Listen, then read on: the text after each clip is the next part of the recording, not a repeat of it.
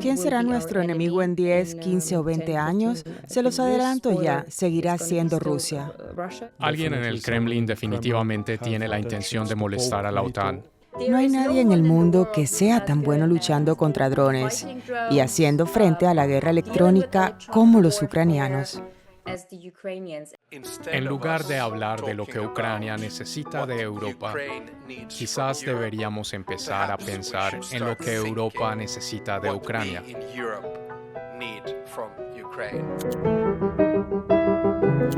Riad, Abu Dhabi, Doha. Desde el comienzo de la guerra de Irán, el presidente ucraniano, Volodymyr Zelensky, ha visitado varios lugares del Golfo. Pero no para pedir ayuda, sino para ofrecerla, para ofrecer contratos de drones. Esa dinámica ha llamado la atención también en Europa, donde los altos mandos militares temen cada vez más un ataque ruso en el futuro. El más alto cargo militar de Alemania ha advertido en varias ocasiones de que Moscú podría estar preparada para atacar a la OTAN en un plazo de 3 años. As Europe prepares to defend itself without significant US backup, could the solutions to Europeans' problems have been staring them in the face all along? Are they in Kyiv? There is a tendency now in the West to see Ukraine rather as a burden. It's this prism of Ukraine as just a recipient. It consumes the resources of the West rather than giving something back. And I think this is actually a very distorted logic.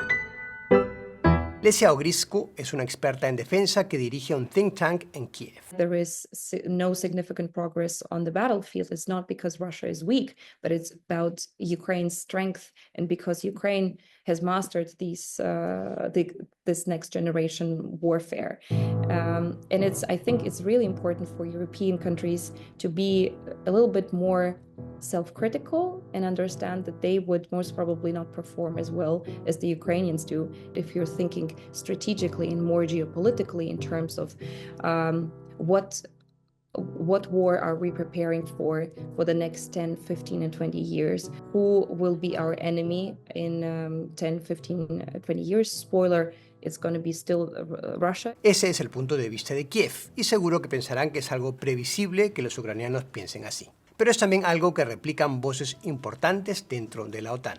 El presidente de Finlandia, un país que tiene uno de los ejércitos mejor equipados de Europa y que comparte 1.300 kilómetros de frontera con Rusia, lo dice así. There's not one military in Europe or the United States, for that matter, that is capable to conduct modern warfare in the way in which Ukraine is doing now. Y esa preocupación por las capacidades de reacción de la OTAN la comparten también en Letonia. El ejército regular letón tiene menos de 10.000 hombres y cientos de kilómetros de frontera común con Rusia y Bielorrusia que defender. Si sumamos a una minoría rusoparlante en Letonia, a la que el Kremlin dice querer proteger, no es difícil entender por qué Letonia cree que podría ser el siguiente objetivo de ataque ruso después de Ucrania. Este es el general Kaspar Pudans, el jefe de las Fuerzas Armadas letonas. Hablamos con él en el Foro de Seguridad de Kiev. Pudans cree que Ucrania tiene contenidas a la mayor parte de las tropas rusas por ahora, ganando tiempo para los europeos, pero que eso no seguirá siendo así mucho tiempo, porque Rusia se está rearmando a pasos agigantados. If I would be sitting in the Kremlin, I would say my opportunity is now, within years 27, 28, 29, when we as a NATO are not fully ready. So still using this opportunity, because I think after 2030 it might close as a window of opportunity. Even Russia will grow stronger, but at the same time also Europe, NATO, European Union supporting NATO with capability development will grow much more stronger, not only as armed forces, but I mean as a whole. Pudans no tiene dudas de que Vladimir Putin irá más allá de Ucrania en cuanto pueda. Definitely someone in Kremlin have intentions to poke NATO or even to seize some ground and punish us in the Baltic states and Latvia.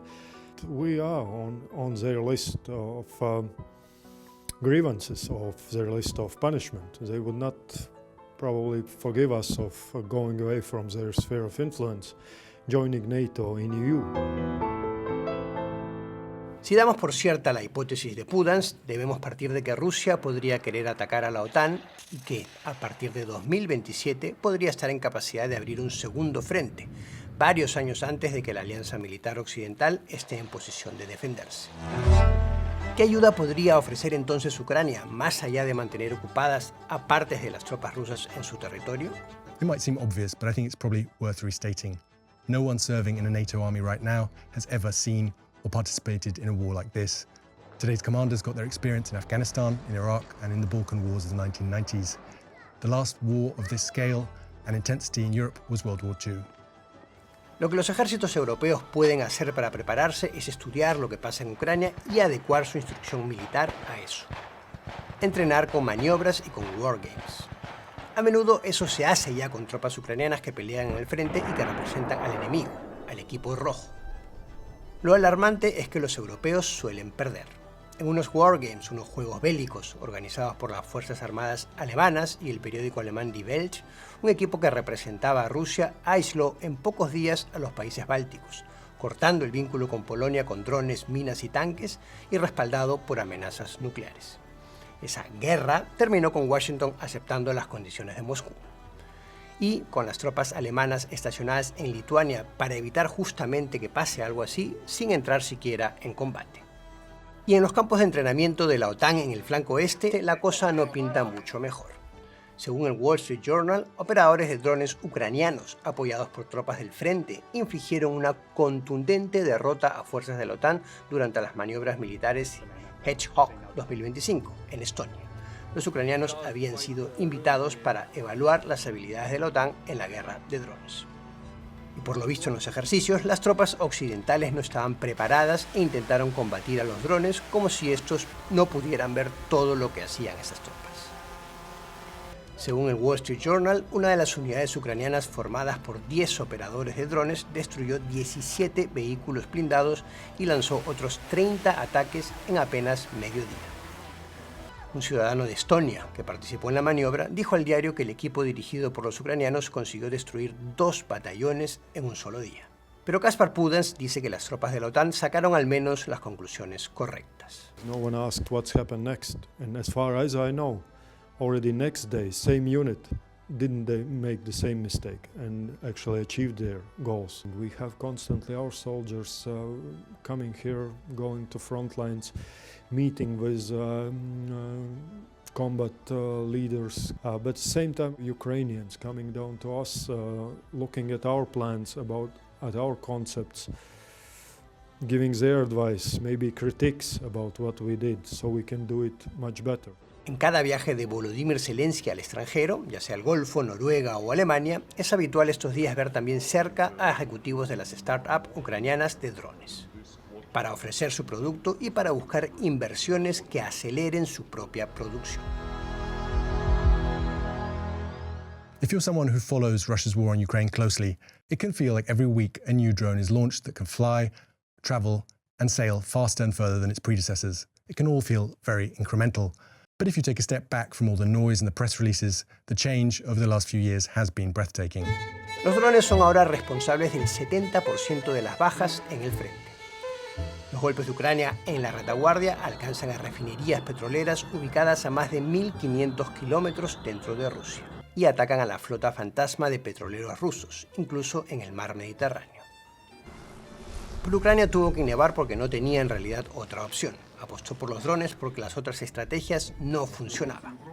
Su artillería no podía competir con la rusa, su armada era pequeña y ya no tenía misiles de largo alcance, porque estos habían quedado obsoletos o habían sido entregados a Rusia a comienzos de los 2000 a cambio de gas. A diferencia de Ucrania, la mayoría de las potencias europeas tienen sistemas de armas actuales, una marina operativa y también misiles de crucero. Por eso también ven a los drones como un extra y no como su principal apuesta. Pero el resto de Europa comparte 2 problemas con Ucrania: el reto de la defensa aérea y la falta de nuevos reclutas. Y eso es un buen argumento a favor de que los europeos saquen las lecciones correctas de la experiencia ucraniana con drones. Cada vez que un dron Shahed ruso atraviesa las fronteras ucranianas y entra en espacio aéreo de la OTAN, ya sea por error o de forma intencional, ocurre más o menos lo mismo. Los sofisticados cazas F-16 europeos cargados con misiles interceptores carísimos hacen frente a drones con un valor de apenas unos 20.000 euros cada uno. Hasta ahora, los países de la OTAN vecinos de Ucrania suelen evitar derribar los drones rusos para no ser acusados de ser parte activa de la guerra y por temor a que los restos hieran a personas en tierra. Pero si tuvieran que hacerlo a menudo, ¿podrían los europeos derribar esos drones a un costo aceptable? Rusia es ahora capaz de lanzar cientos de Shahed contra Ucrania al día. ¿Pero qué pasará si consigue enviar mayores enjambres de drones dentro de unos años? Los reportes de que los países del Golfo han pulverizado enormes reservas de misiles antiaéreos Patriot para derribar los drones Shahed de Irán han dado que pensar a los europeos. Y es un problema para el que Zelensky tiene ya una propuesta preparada: firmar contratos de drones con Ucrania. La estrella de esa oferta son estos drones interceptores para derribar los drones baratos rusos con drones incluso más baratos hechos en Ucrania. Una alternativa mucho mejor a los cazas de combate o a los costosos misiles tierra-aire.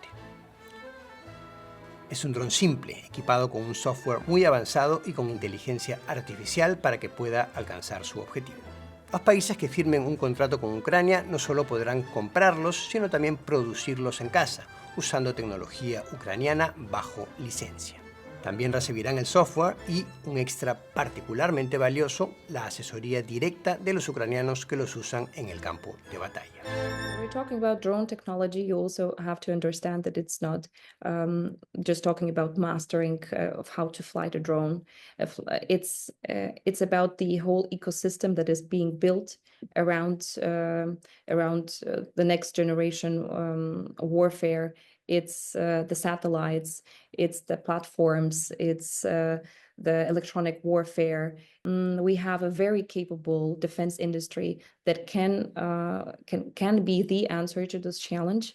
But we have just met our glass ceiling in terms of financing, and this is why one of the most persistent requests from Ukraine to our European or Western partners is to support us financially in scaling Ukraine's defense industry. Pese a los esfuerzos por reclutar más soldados, Ucrania tiene problemas para mantener el ritmo y competir con Rusia enviando hombres al frente. Por eso apuesta por los drones terrestres. Ucrania los usa ya desde hace años para enviar provisiones y para evacuar a soldados heridos. Pero la novedad es que ahora también han servido, al menos en un caso, para recuperar territorio. El gobierno de Kiev publicó estas imágenes para mostrar cómo drones terrestres recuperaban una posición en la región de Kharkiv, sin exponer vidas. En el país crece por eso la esperanza de que se reduzcan las bajas de infantería y que ello haga innecesario alistar a tantos nuevos reclutas. This development has been quite impressive. I do believe that it will help to reduce the need for soldiers at specific points in the front line, and it will save lives. It will allow not send people when you don't have to. Ulrike Franke investiga las tendencias de la guerra del futuro en el Consejo Europeo para Relaciones Exteriores, en París. You do need people to service these systems, to maintain these systems. I definitely think the land drones are going to help reduce the risk to soldiers and the number of soldiers you may need for a certain operation. Y esto tiene ventajas incluso para el reclutamiento, ya que no se trata de conseguir carne de cañón para las trincheras. Para Ucrania es más fácil alistar a operadores de drones que a soldados de infantería. Kasper Pudans, eso sí, dice que aún se necesitará gente en el terreno.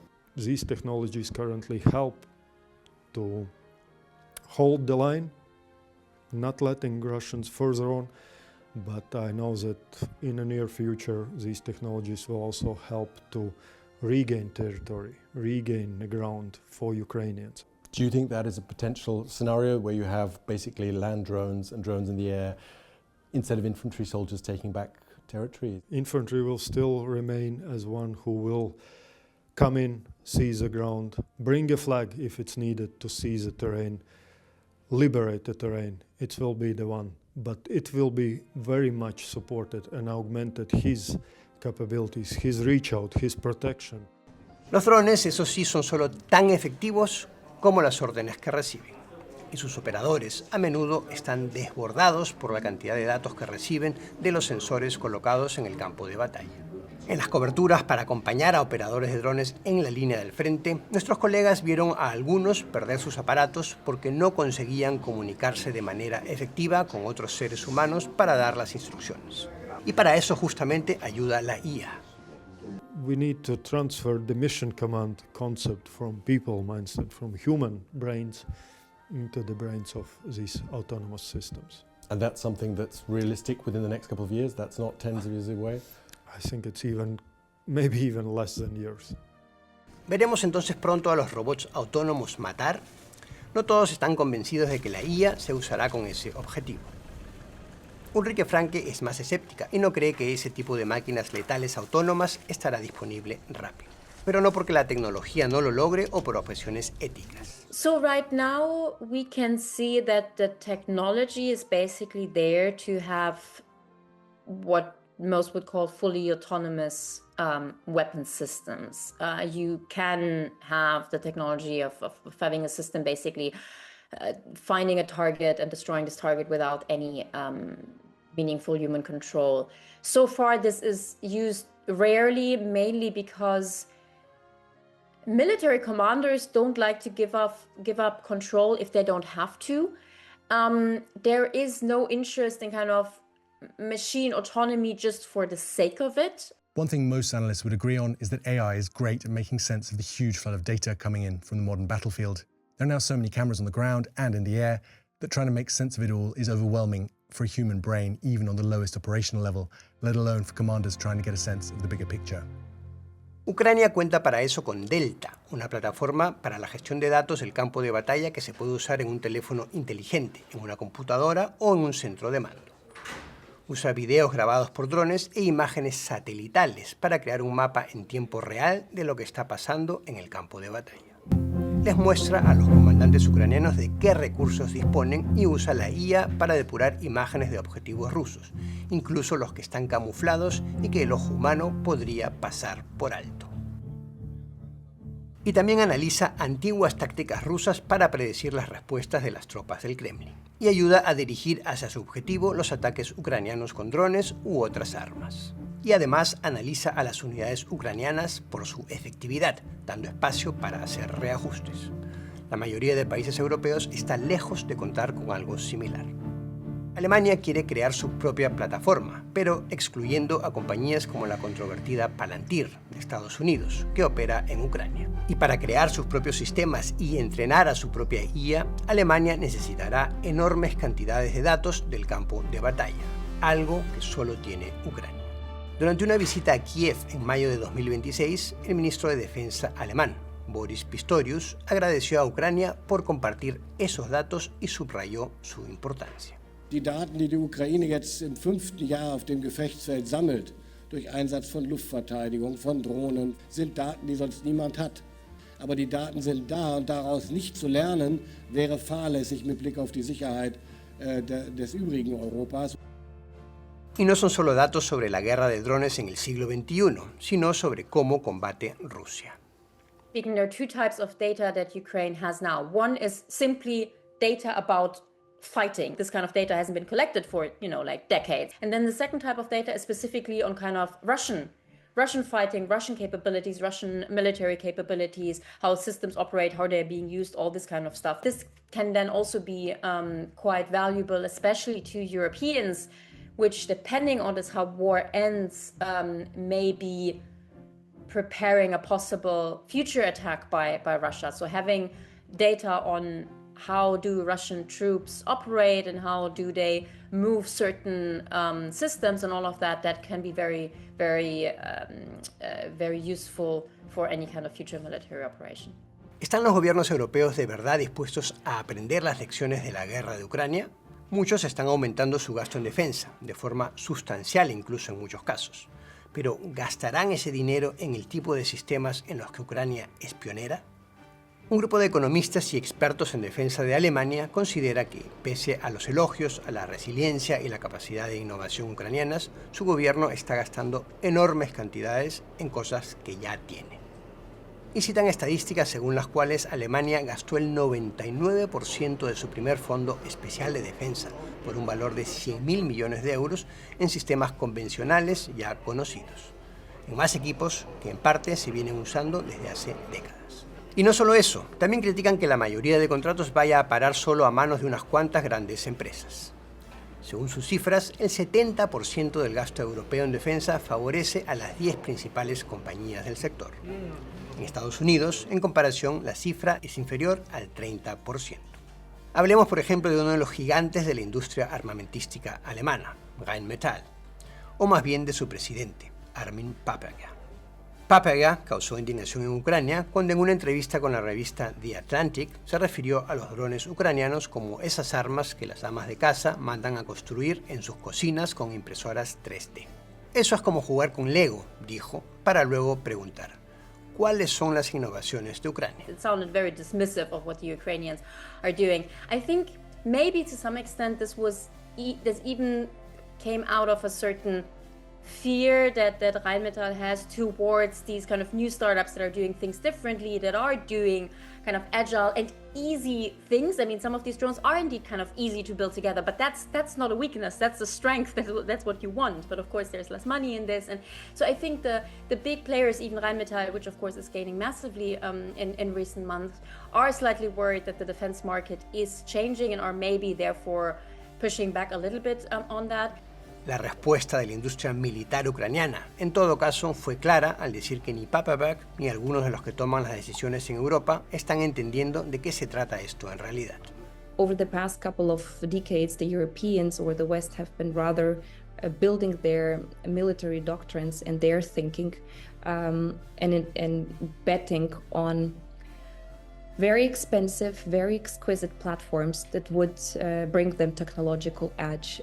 En el nuevo mundo de las startups militares, los drones son evaluados por lo que pueden hacer en el campo de batalla, no por lo innovador de su diseño. Y los sistemas simples y fáciles de armar, como si fueran Lego, son vistos como una ventaja y no como un problema.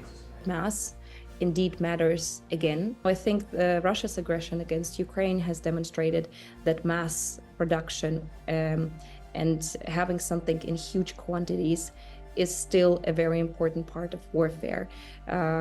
You still need the rounds, artillery shells. You still need millions of drones. You still need millions of interceptors. You still need to have a defense industry that is able to scale the production and spare parts.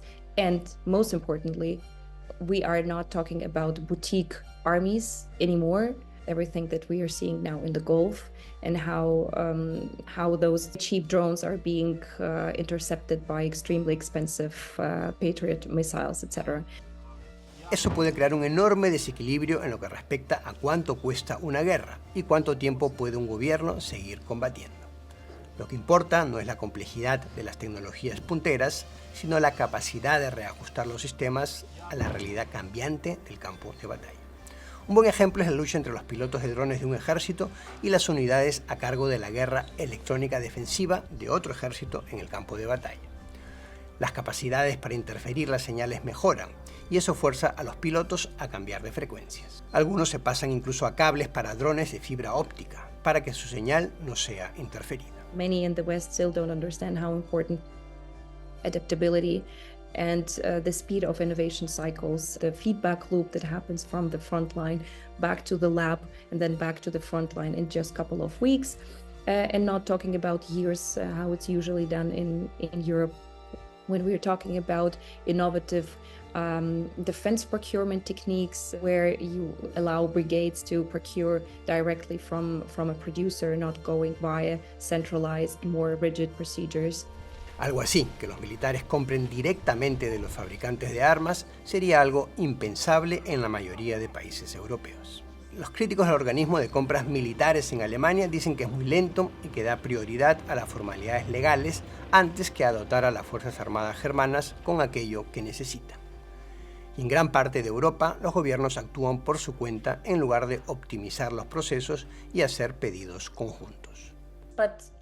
Then you also need to realize that Europe, apart from Ukraine, is still a continent at peace, at least in our kind of perception. There's hybrid warfare, but there's no kind of military warfare. And that means that, just processes, especially bureaucratic processes, procurement processes, are still, following a certain peacetime logic, even though there is urgency. Kaspar Pudans cree que mientras antes la tecnología militar impulsaba innovaciones que luego llegaban a las industrias civiles, ahora es al revés.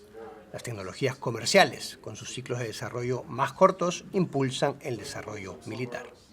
Y Pudans cree que los planificadores militares necesitan aprender de la industria comercial y estar dispuestos a asumir riesgos e incluso a fallar. Sometimes we might make mistakes by procuring probably not fully tested, but mainly quickly implemented new system to be ready to accept this risk. Los ucranianos no han tenido el tiempo o los recursos para intentar conseguir los equipos o la tecnología perfecta, algo que Pudans cree que los europeos aún intentan demasiado. Ante la falta de alternativas, los militares ucranianos están dispuestos a probar distintas cosas e incluso a fallar. La descentralización permite a las unidades probar sus propias variantes según sus propias necesidades. Y en ese proceso han demostrado a Europa y al mundo varias cosas. Entre ellas, cómo podrían ser las guerras a gran escala del siglo XXI. Y cómo una sociedad amenazada a diario por drones, aún viviendo lejos de la línea del frente, puede resistir durante años. Ucrania está innovando en la forma de producir drones baratos que puedan adaptarse a nuevas exigencias y que al mismo tiempo puedan producirse en masa. Y está demostrando que la era de los ejércitos boutique, como los llamaba Lesia Ogrysko, por sus equipos caros y producidos en pequeñas cantidades, ha terminado. Y también que ante la falta de reclutas se pueden enviar drones en lugar de personas al campo de batalla. Ucrania ha utilizado la IA para sacar provecho de los torrentes de información que los sensores recogen en el campo de batalla. Sus bancos de datos son únicos y Ucrania podría mostrar al resto de Europa cómo combate Rusia. Y son bancos de datos que podrían servir para entrenar modelos de IA en Europa. Todo ese conocimiento y esa experiencia, sin embargo, también han tenido un precio alto. Cientos de miles de soldados ucranianos han muerto o han resultado heridos y millones de civiles han tenido que huir del país. Y una quinta parte del territorio ucraniano sigue ocupado por Rusia. Ucrania está apostando por la venta de armas para apuntalar su maltrecha economía, pese a que la guerra continúa. Y para los europeos, eso abre la posibilidad de sacar provecho de esas nuevas capacidades ucranianas en estos tiempos de fuertes tensiones globales y de una creciente hostilidad por parte de Rusia. Las fuerzas ucranianas han dejado en evidencia las carencias europeas en maniobras conjuntas.